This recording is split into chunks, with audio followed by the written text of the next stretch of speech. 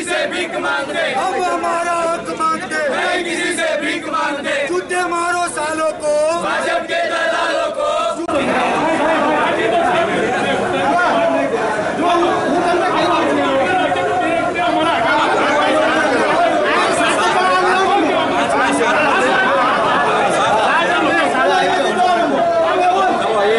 Hitler की मौत मरेगा, जो हिटलर की चाल चलेगा, वो हिटलर की मौत मरेगा, जो हिटलर की चाल चलेगा, वो हिटलर की मौत मरेगा। यूथ कांग्रेस जिंदाबाद, यूथ कांग्रेस जिंदाबाद, यूथ कांग्रेस जिंदाबाद। आईना बचाओ, भाजपा के दलालों को हम हमारा हक मांगते, नहीं किसी से भीख मांगते।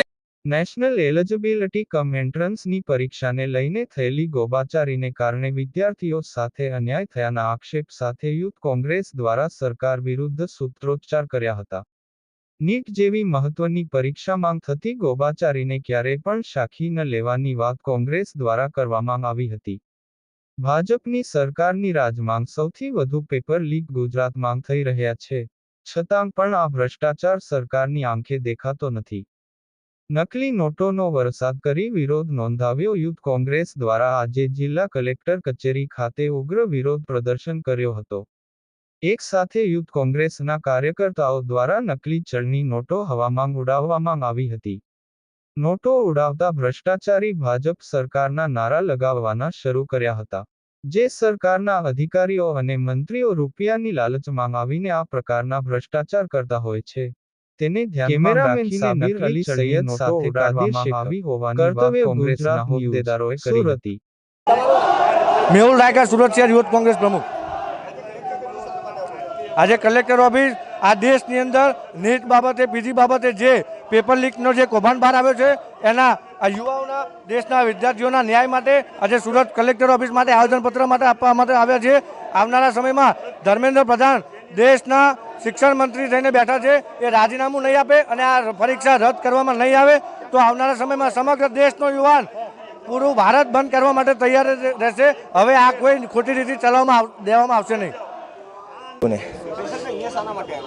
અમે આજે આવેદનપત્ર પાઠવી વિરોધ નોંધાવવા આવ્યા છે.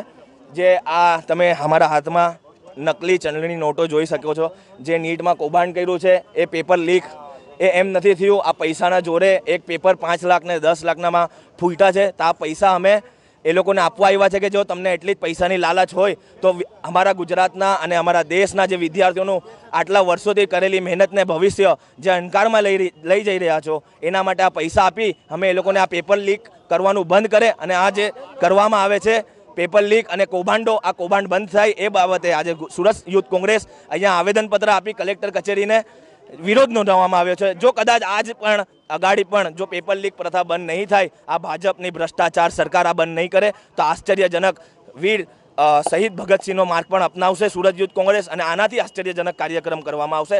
જો કદાચ જો આજે પણ જો કલેક્ટરશ્રી અમારી માંગ ભારત સરકાર સુધી નહીં પહોંચાડે તો આવનારા દિવસોમાં હોમ મિનિસ્ટર જે પ્રધાન છે એને ગધેડા પર બેસાડીને એનો પુતળો દહન પણ કરશે. આ પહેલા NSUI દ્વારા પણ આશ્ચર્યજનક કાર્યક્રમ યોજવામાં આવ્યો હતો. યુનિવર્સિટીના ગેટ સામે આશ્ચર્યજનક કાર્યક્રમ થાય તે પહેલા જ કાર્યકર્તા અને નેતા પોલીસ પકડવામાં આવ્યા હતા. 25મી વધુ કાર્યકર્તાની અટકાયત કરવામાં આવી હતી. કોઈપણ પરમિશન વગર કાર્યક્રમ આયોજિત કરતા અટકાયત કરાઈ હતી. નેશનલ ટેસ્ટ એજન્સીના પુતળાનું દહન કરવાના હતા. કેમેરામેન સાબિર અલી સૈયદ સાથે કાદિર શેખ. કર્તવ્ય ગુજરાત ન્યૂઝ, સુરત.